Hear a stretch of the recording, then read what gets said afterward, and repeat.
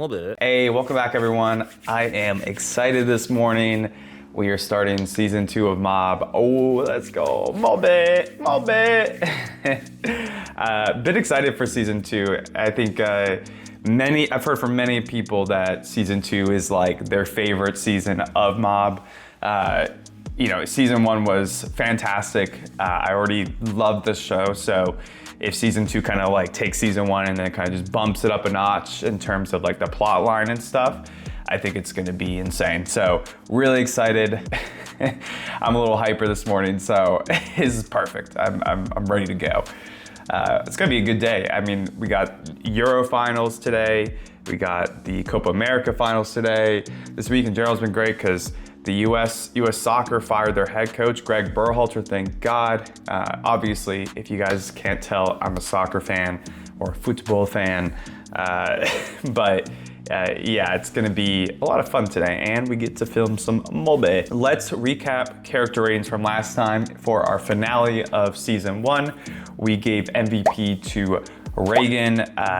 This was around how he kind of brought down the Scars back down to reality out of their illusions of their ego and bumping up their psychic powers and leaning on them too much, just as Taruki did that one time. Best moment we gave to Mob and Ritsu together.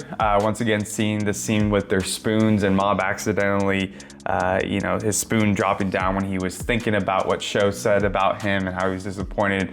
And this time, kind of the contrast to what happened in the first episode where Ritsu is supporting him, like, hey, don't worry about it. But this time he fixes his spoon with his own psychic powers.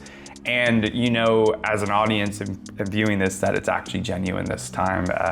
Ritsu's and Mob's relationship has really grown a lot since the first episode of season 1. It was awesome to see that development. Lastly, we gave the funniest moment to Mob again, when he's running with the Body Improvement Club and Ritsu and Shinji are watching him and seeing him in tough shape. Just the quick cut to him falling down and just the humor in Mob is great. It's right up my alley. I love it. If y'all are new here or you want to follow along for more and you're not subscribed, do me a favor, hit that subscribe button. But either way, I'm excited to watch some Mob with y'all. With that being said, let's go ahead and get into season 2. Oh, we got the same opening as episode 1.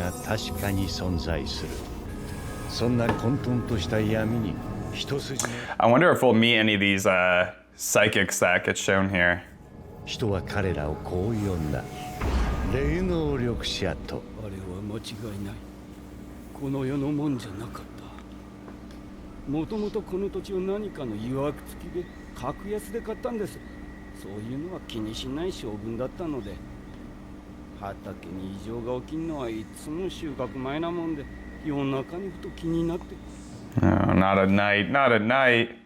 私の畑の上で何者かがねぷねと踊っていたんです。今度の収穫時期もそろそろです。He's got to protect his livelihood. 電話したんです。ここは霊能力のある方に解決を委ねてみようと。Cut the music. I love it, dude. そうですね。報酬が払えそうにないと。額にもよりますけど。こちらも商売ですからね。それなりの対価をいただかないことには。はい。次の収穫物の 30%。I was about to say. 報酬野菜でいいんだ。俺なりに調べてみたが、肥料や土には問題なさそうだ。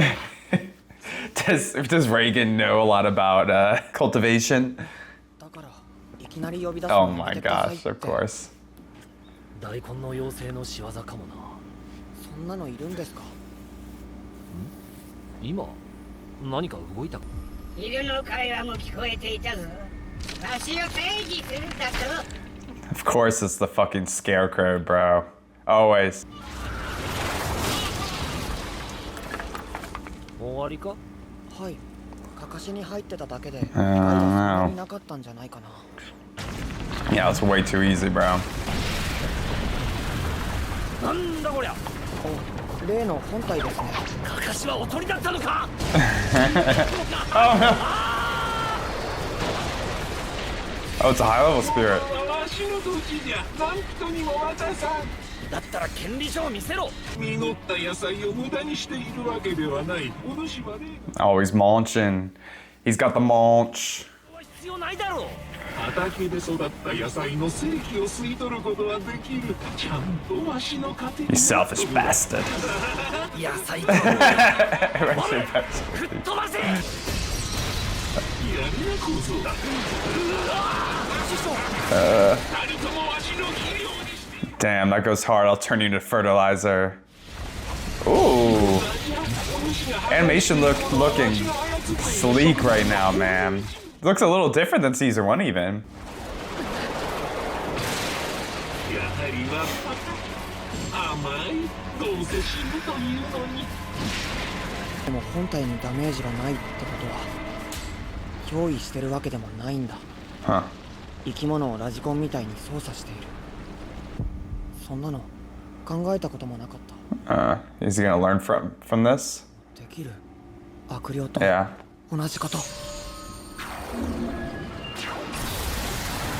What? Dude, so cool. Nice, Mob. Okay, Mob. Using some critical thinking. 植物に命令してみたんです。悪霊よりも強い電波を送り込んでみたら操ることができま That's した。 so cool. そこそ植物への支配を上書きしよって。 Ah, he's still using the plants. That's so cool. Look at Mob go, bro.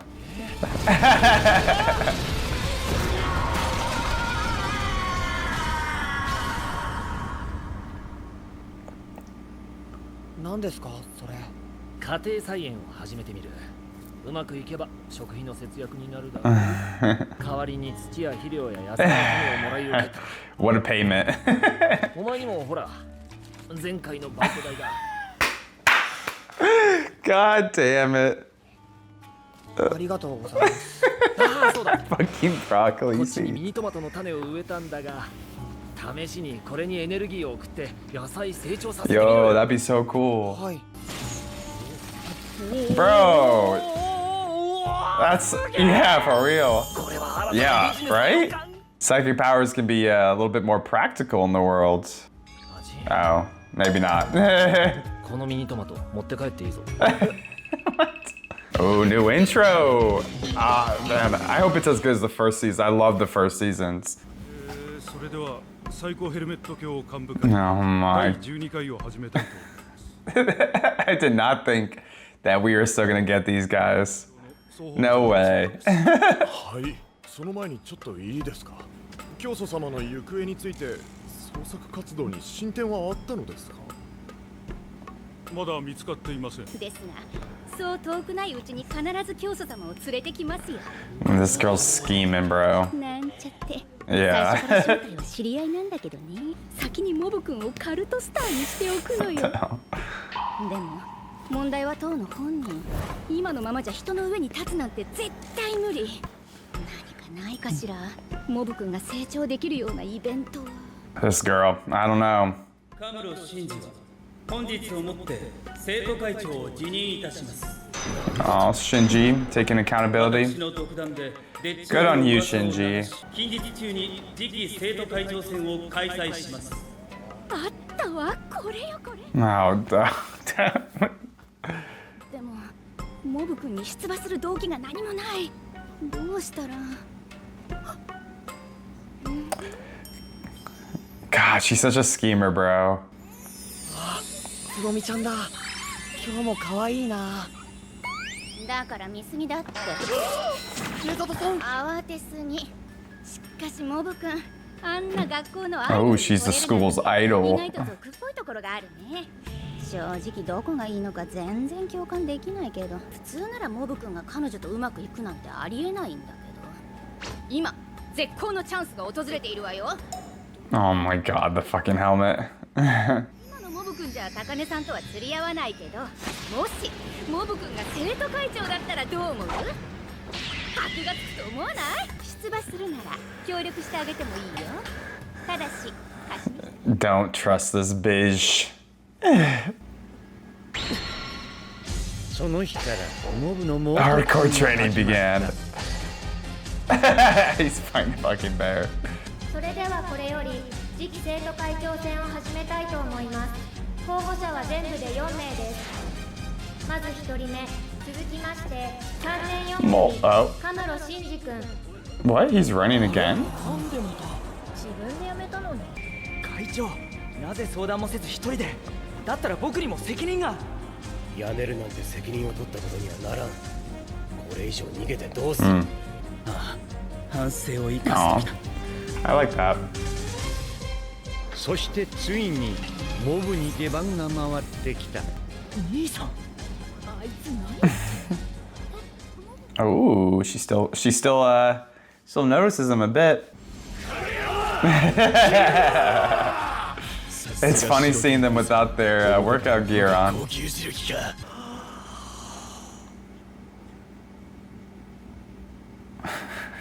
I don't know.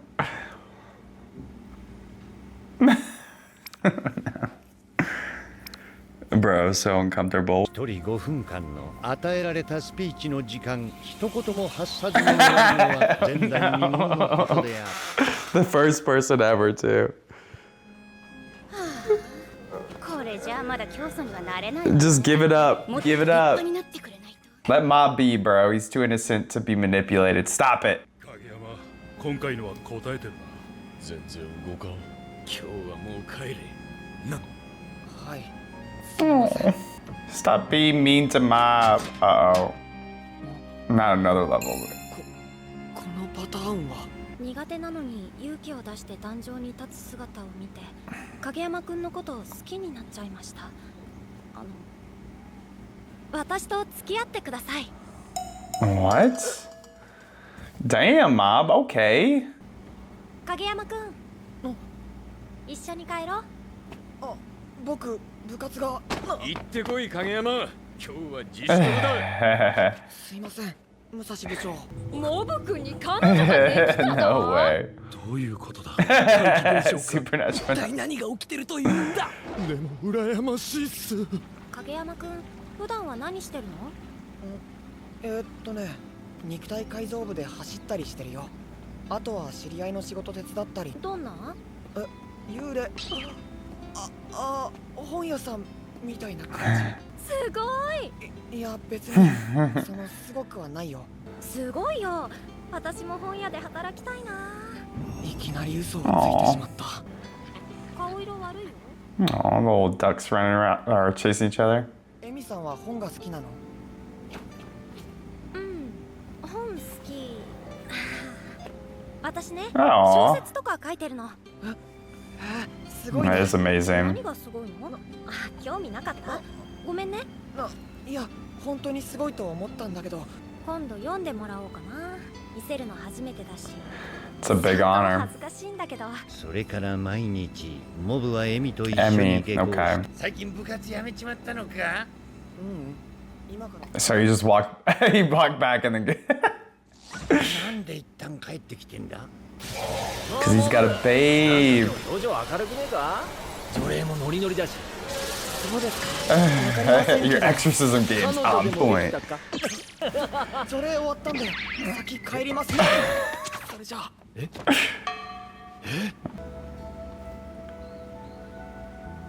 そろそろ読み終わった？どうかな？面白いような気がする。いろんな。You know a lot of big words. わからないならわからないって言いなよ。ごめん、違うんだ。適当に読んだわけじゃなくて。私が影山くんに告白してから今日で1週間なんだけど、どうして断ったのに一緒に帰って。 Oh, you rejected her? 私のことかわいそうだと思ったから。いや、そういうあれじゃなくって。私に気を使ってばっかり。同情かな。なんか惨めな気持ち。ごめん、そんなつもりじゃないよ。影山くんの気持ち全然わかんないよ。それかもしかして自分の気持ち持ってない？ Oh no. 意見とかさ、ガチガチに緊張してた選挙スピーチもさ、立候補したのも誰かに言われてやったことなんじゃない？ jeez. 実は私もそういうとこあるんだ。そうなの？告白したのも本当は罰ゲームなんだ。たら逆に私がすっごい笑い物にされるから怖かったけど、一緒に帰ってくれたから振られたのバレなかった。1週間も騙しててごめんね。 Wow.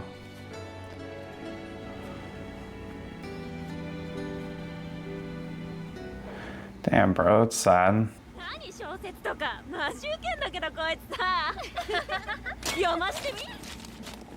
うわ超書いてるじゃん。何これちょっと勝手に広げないでよ。マジ恥ずかしいから。エミこれ本気で書いてんの？違う違う、ちょっと暇だったから。どんだけ暇なんだよ。No. いつもこんなん書いてるなら冷静に付き合え。いつもじゃないってば。もういいよ、どうせならちゃんと細かくして。 No. やめなよ。なんなんだよてめえはよ。罰ゲームでエミに告られたのまだマジに取ってんの？ウケる。お前の彼女じゃねえから。頑張って書いた小説を破くなんてひどいよ。暇つぶしって言ってたじゃんね。あ、うん、まあね。なんなんだよ勘違うとか。 Get a clue. Fuck that, dude. 聞こえねえの？行けって。僕はこれがゴミだなんて思わない。捨てるくらいなら僕がもらう。自分の気持ちは大事にすることにしたから。大事なものは拾うんだ。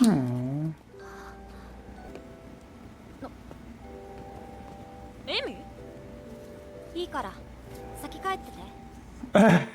What are the spaces? Bye bye. Aw. Dude, it's good to see Mob have some emotion. 追いかける？でもありがとうね。もういいよ、また書けばいいからさ。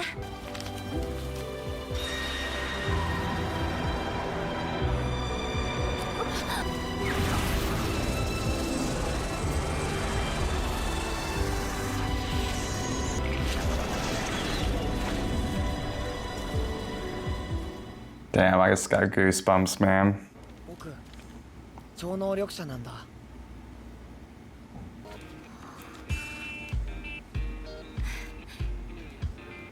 ありがとう影山くん。 Oh. やるじゃん。 Oh. We about to get a little love triangle, maybe? そんな面白そうなことがあったなら呼べよ。自分から他人に力のお披露目するなんて珍しいじゃねえかよ。お前の力を見て態度変わったとか、本当に好きになっちゃったとかよ。超能力程度でそんなのは。 Yeah, he already knows that. すごいな影山くん。 Yeah, but still, like, yeah, still something about him that's cool. 中学生の超能力者。 She's gonna start writing about it. つうかお前バータラブレターに騙されたんだよ。やっぱり茂雄には俺様という Yeah, for real. それは気持ち悪い。俺様には優しくないんだよ。言ってんだよ。 All right, y'all, let's get in the review section for the first episode of season 2. I gotta say, this was a really good episode. This one actually moved me quite a bit emotionally. The scene with Mob and Emmy and picking up her torn apart novel, especially, really, really well done. I think this episode showed a lot of how Mob has developed throughout the his trials of season 1. He's not fully there, but you can see that he's learning to think for himself a lot more. And this is first seen in the opening sequence with the farmer whose land is haunted, and this spirit is controlling all the plants and their vines. It's not, he's controlling them. It's not really part of the spirit himself. And Mob learns through this moment that, he's kind of thinking critically a little bit more, unlike what he usually does, right? Where he's kind of just telling him, letting people tell him what to do.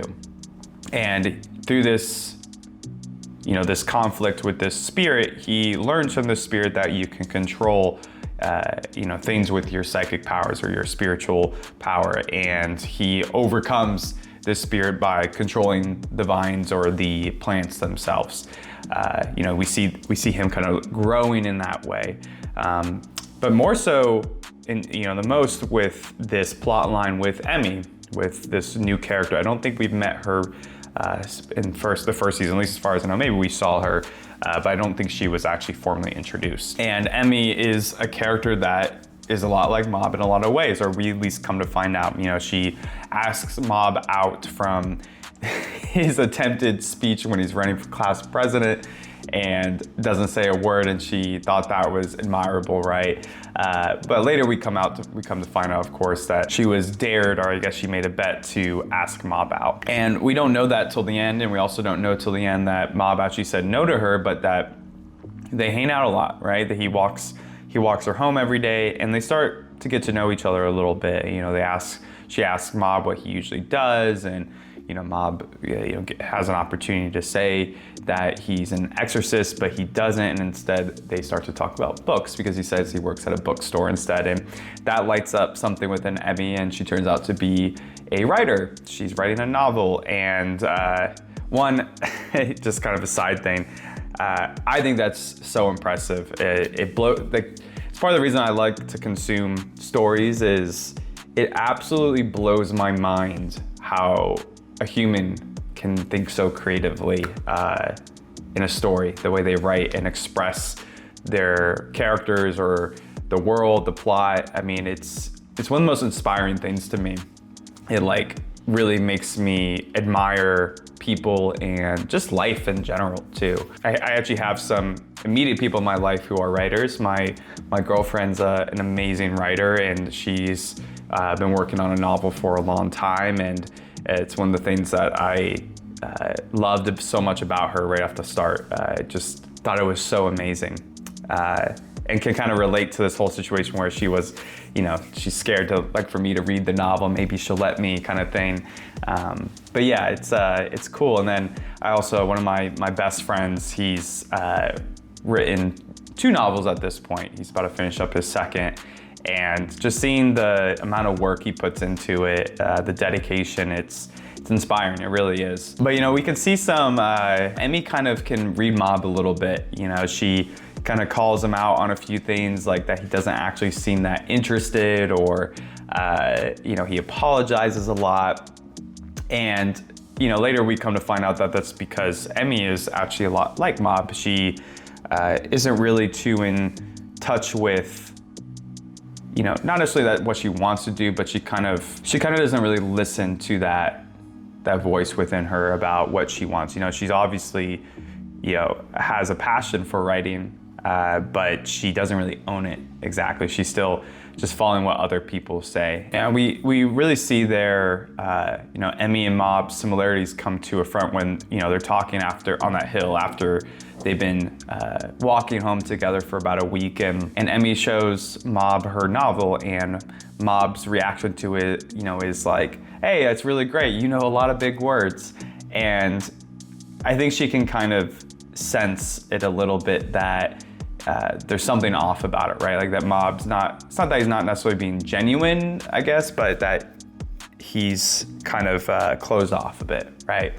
And, she first kind of takes this as, do you not actually care? Like, I can kind of tell, why are you doing why are you walking home with me every day, even though you rejected me? And Mob's saying, no, that's not it. I don't.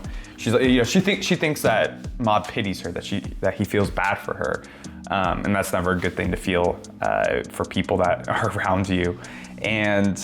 But it ends up kind of coming to a head. Mob assures her that's not the case, and it kind of comes more to it like, oh, do you not actually have feelings or opinions? Kind of like how when you're giving that speech, you didn't have opinions to share, really. You were doing it because someone else told you to do it. And that's really what it is. It's not that Mob pities her. It's really more so that they actually can relate on that. She's the same. She asked Mob out because someone told her to, versus it actually being something she wanted. And it's really interesting to just see their similarities here. We really see it directly when Emmy leaves Mob in that situation and goes to her friends, and they start reading her novel, and they're kind of playing it lightly, you know, kind of poking jabs, like, oh, I didn't know you liked to write, and then they kind of like read it and they're like, oh, you're actually putting a lot of work into this. And you know, Emmy plays it off like doesn't actually own it. She doesn't own that she loves to write and that she did put a lot of work into this story. You know, she's kind of just playing around her friends and what they're feeling and what their opinions are, and kind of trying to, you know, mirror what they feel, right? That's often what, you know, Mob does too. And I really like the shot of Emmy when they start ripping it up, and she's still once again kind of, you know, playing what she should be saying or feeling off of her friends around her. And, you know, you can tell she's upset about it being ripped, but then she's like, if you're gonna rip it up, just rip it all up, right? Like kind of still just following what her friends are saying. You know, this continues to get developed from Mob intervening, and we see a big moment for Mob here. You know, one, he calls out all her friends and says that, you know, they shouldn't rip up something that she worked so hard on. You know, kind of actually saying how Emmy probably really feels, right? Like this is actually something she obviously cares about. And, you know, kind of speaking for her almost to try to inspire her. And I just absolutely love the scene where Mob goes and he starts to pick it up, right? And he shows himself here, you know, saying that he's made the decision to consider his feelings more. And the best line of this whole episode is, you need to pick up things that you feel are important to you. And it's interesting too, because literally he picks up a fragment of one of the parts of the novel, and it says, "No going back." Oh man, that sent me, man. It gave me goosebumps. It made me just feel so much.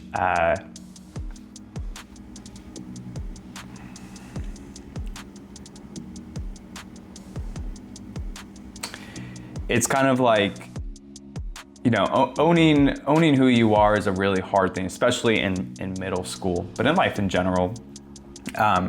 In middle school, I think a lot of people, you know, change who they are, or you know, try to kind of just fit in with the crowd, right? Try to fit in that jungle. You know, it's middle school and high school. I mean, it's, you know, nobody's actually fully knows who they are.